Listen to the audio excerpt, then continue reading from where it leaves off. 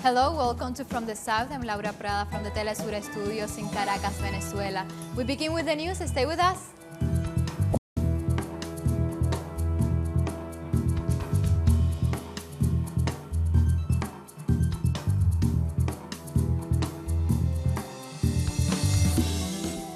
And Venezuela's Minister of Foreign Affairs, Jorge Arraza, announced the consolidation of a countries of groups to defend enriched rights in the UN letter. Article 1.2 Respect for the principle of equal rights and self-determination of peoples. Article 2.1 Respect for the sovereignty equality of states. Article 2.4 The impetus for peaceful resolution of international disputes, never to endanger international peace and security. Article 2.4 The obligations of any state to refrain from resorting to the threat of using force, of the use of force against any state. Article 2.4 Respect for the territorial integrity and political independence of all states. Article 2.7 Non-interference in the international affairs of states. And the mediatic campaign regarding the alleged humanitarian aid for Venezuela, Arraza explained that he met with UN Secretary General Antonio Guterres to establish a joint plan with different countries of the world and overcome the obstacles of the economic blockade that the United States imposes to Venezuela.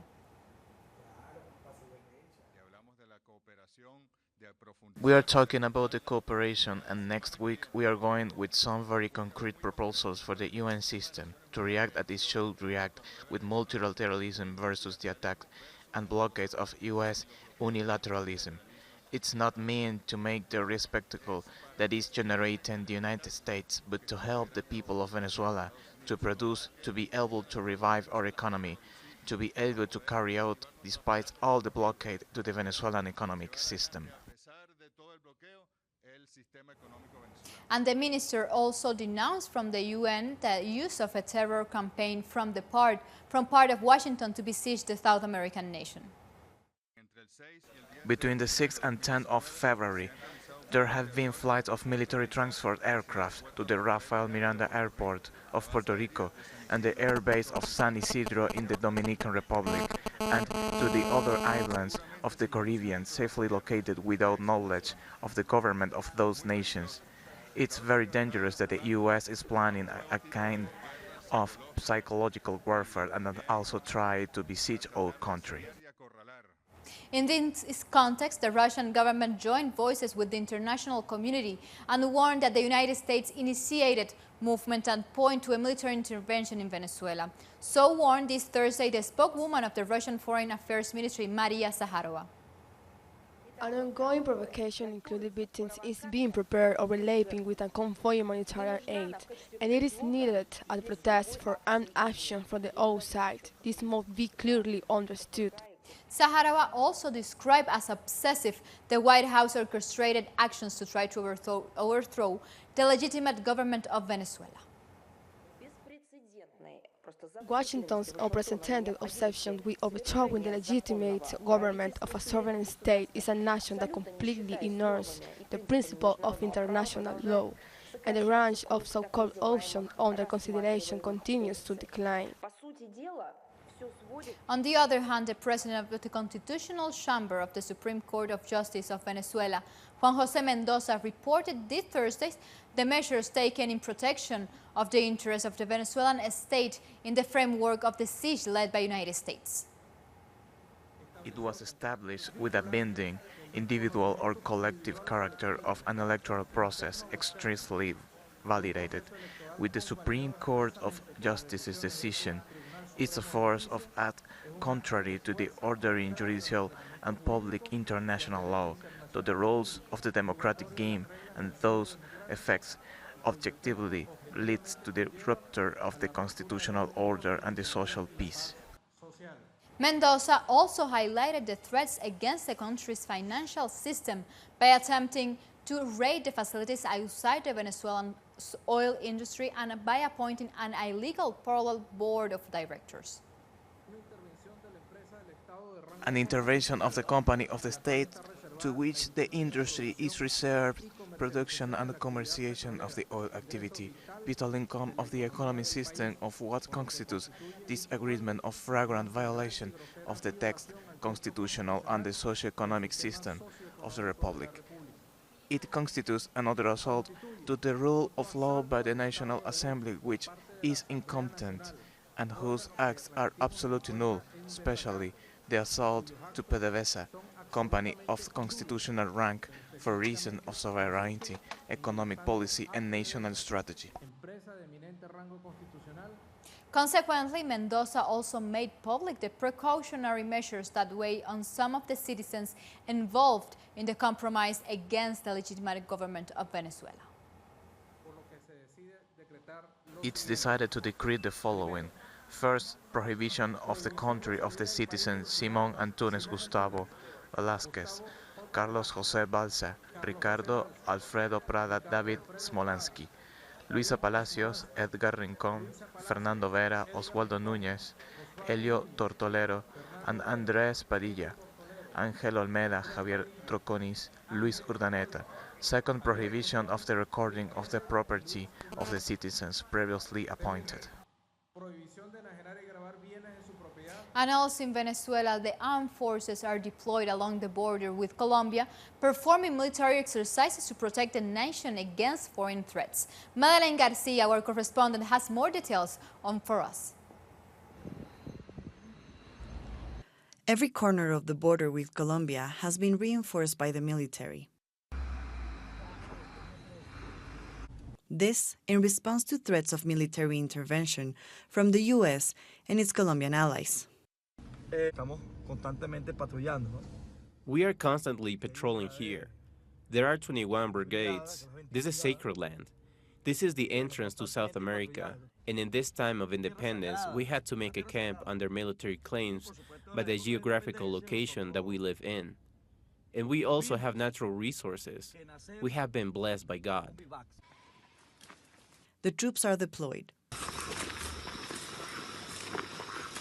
The military exercise Bicentenario of Angostura 2019 is safeguarding the border from war.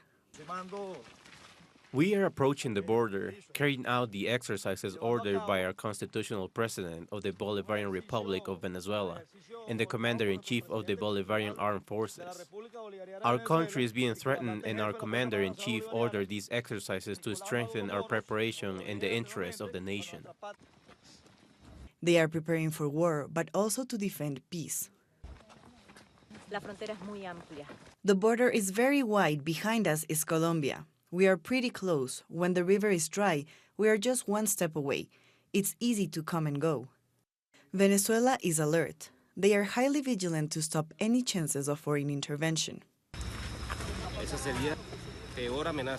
That will be the worst threat. The military intervention that we will face in a conflict like this can end anywhere. We're asking for Venezuela's sovereignty to be respected, just like every country. Every government demands respect for their sovereignty and to solve their issues in a peaceful way under the self-determination principle of the people. We hope that all of this ends in a dialogue like the President has asked, a sincere dialogue with an open agenda without incidents, without imperialist influence, and that allow us to solve the crisis that the Venezuela is in. The armed forces join the people in calls for peace. Like this, we've come to the first break here from the South. Make sure you follow us on Twitter at Telesur English and on my account at Laura P. Telesur. Stay with us.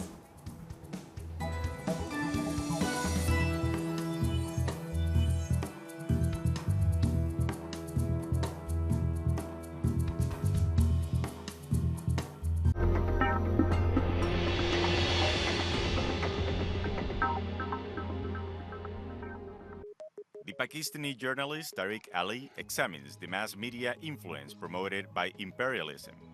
Get access to the analysis of the socio-economic and political life of the whole South America on our screen and platform in English. A critical place committed to the truth to determine the major events that transform the world today. Mondays. Only on Telesur.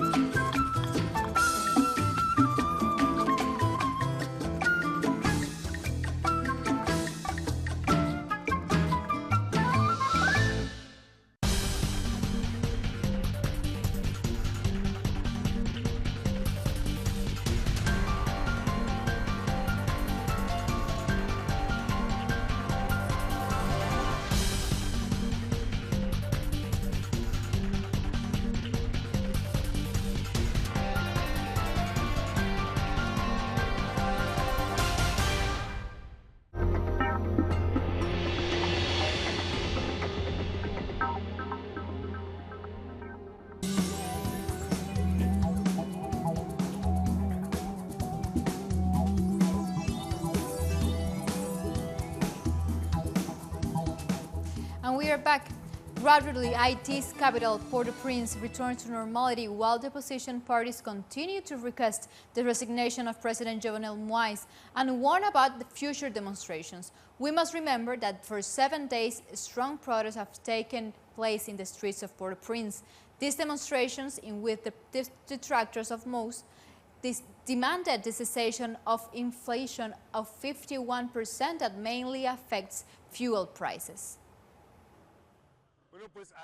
This gas station is closed at this moment because of the demonstrations. Despite being one of the busiest here in the capital, most of the stations are closed or open for a little time. One of the triggers of the Haiti's high inflation was the increase of fuel prices by 50%. Despite the demonstrations, the government has not yet responded to the people and their demands to clarify several allegations of corruption, which reveal members of the current government are involved. And the UN Commission Against Impunity has resumed its operations in Guatemala. This comes after President Jimmy Morales outed the Anti-Corruption Commission in January. Staff acknowledges it was a risky decision because there is a lack of protection due to the government's decision, but the commission will now resume monitoring judicial proceedings.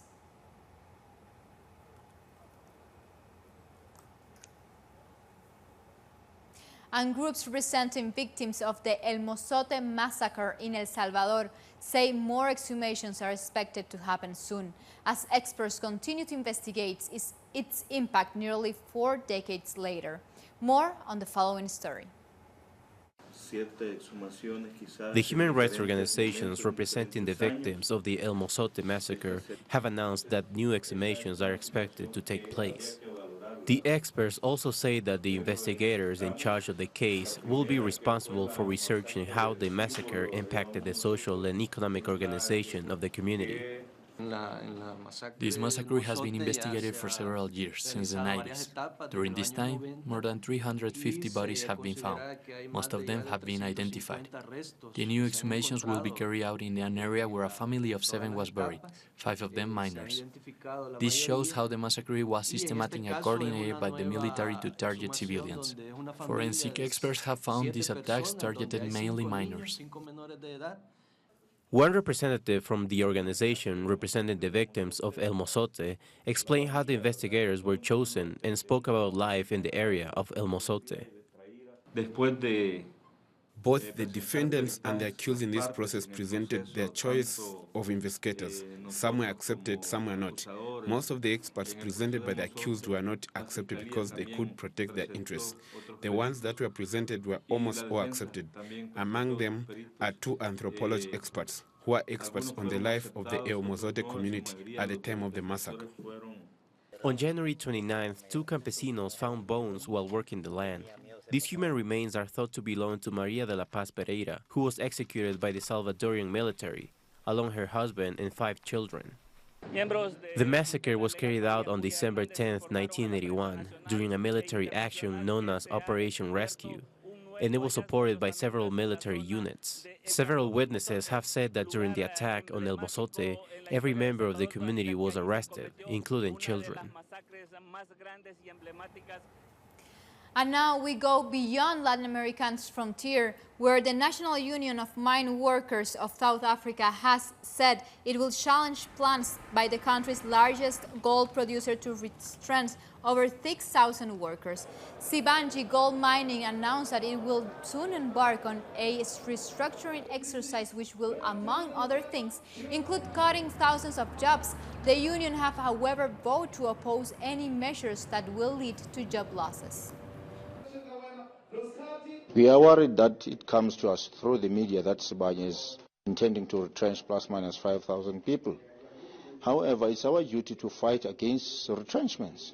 Should we be given the official notice that they intend to retrench people, we will sit around the table and tell them why it is not right to retrench these people. And after more than 1 week, 7 bodies have been retrieved from the Gloria coal mine in Middelburg, east of South Africa's capital. 22 people are believed to have gone down the mine's shaft before a massive gas explosion occurred underground. Several people has entered the unused mine on February 6 to steal copper wires that supply electricity for lighting and ventilation.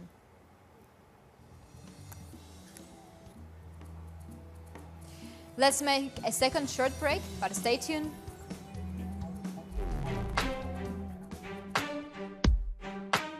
Porque a ustedes les pagan para que hagan eso. No, a mí no me pagan. No. Pero dan la universidad, pero si no dan. Eso es lo que tenemos que defender. Primero, ¿quién le dice a usted eso? Mire, señor, ¿cómo es posible? No, yo digo lo que dicen los medios. No, es un disparate que dicen los medios adinerados, porque por lo menos, si usted me está...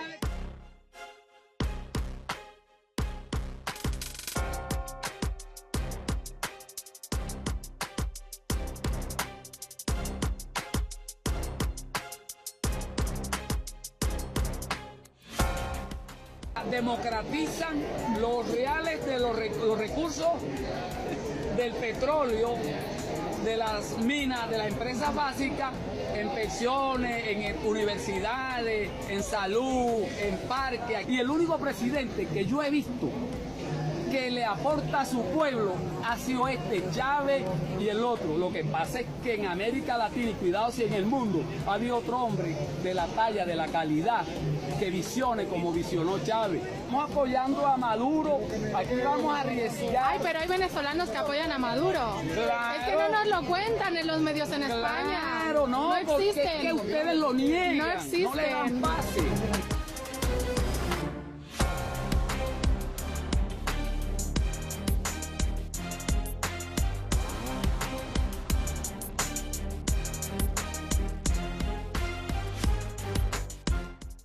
No me va a decir a mí que a mí me están pagando. Yo estoy aquí porque quiero estar aquí, porque tengo un corazón, porque siento, porque agradezco todo, yo agradezco lo que el gobierno me dio a mí y lo que le ha dado a los venezolanos.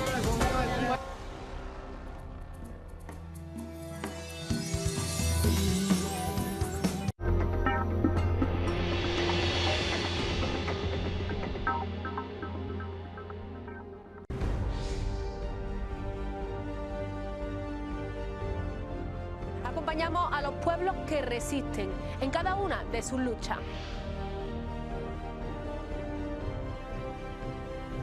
Somos esa ventana que se abre para visibilizarlos entre fronteras.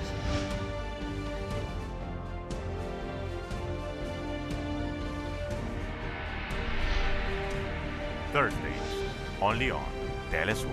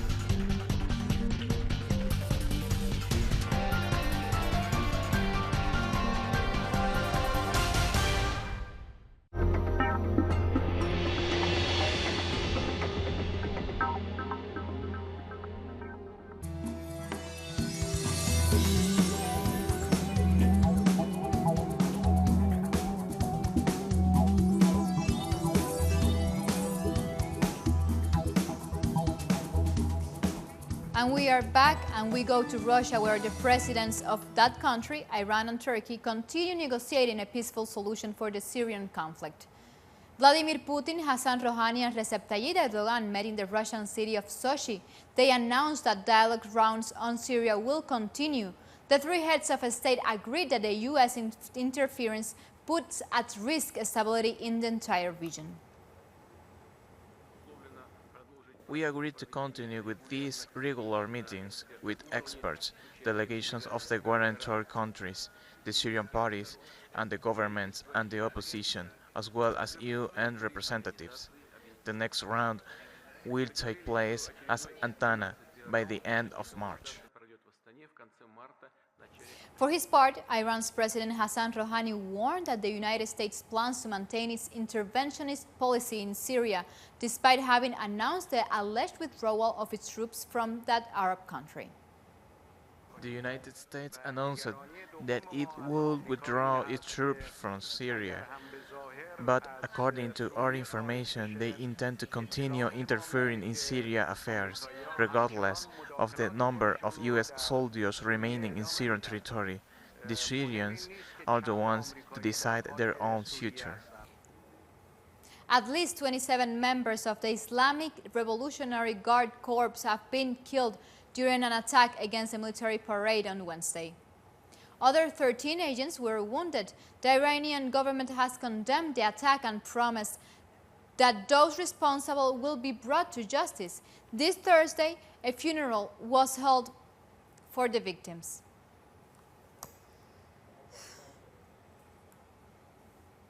The attack took place in the southeastern province of Sistan and Balochistan, near the border with Pakistan.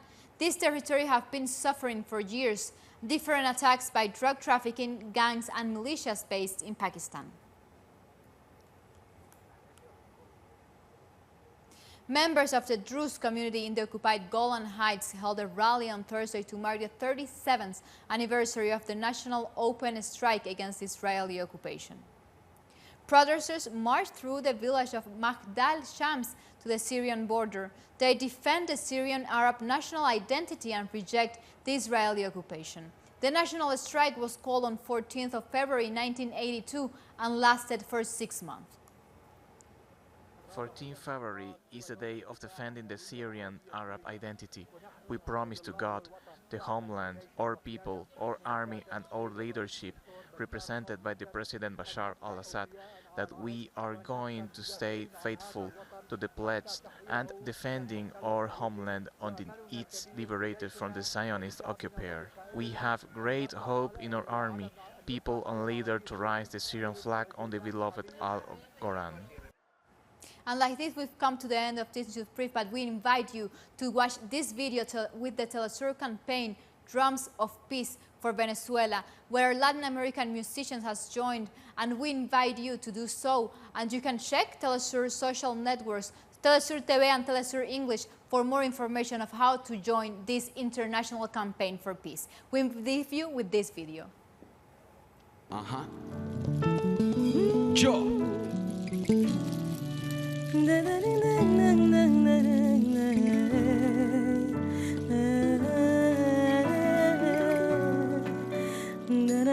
Los tambores de la paz.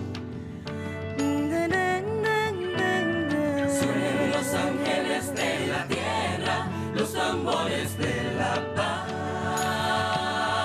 Sí. Quemen los tambores de la guerra para que no suenen más.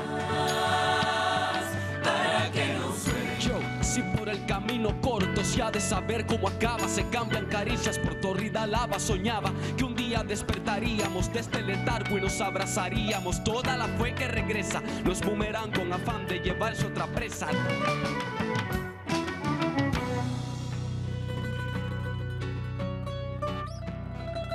Yeah.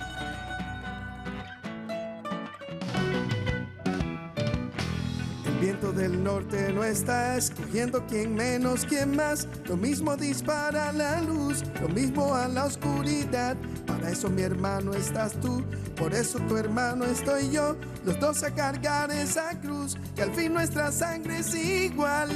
Basta ya. Oh. Suenen los ángeles de la tierra, los tambores de la paz. Quemen los tambores de la guerra para que no suenen más. Para que no suenen. Alúmbrame cielo, haz que me valga la pena el desvelo. Suelo, regálame miles de brotes, que las ideas nunca se derroten. Cúbreme azul, sin tanta metralla, entre razón, fuera batalla. Silencio.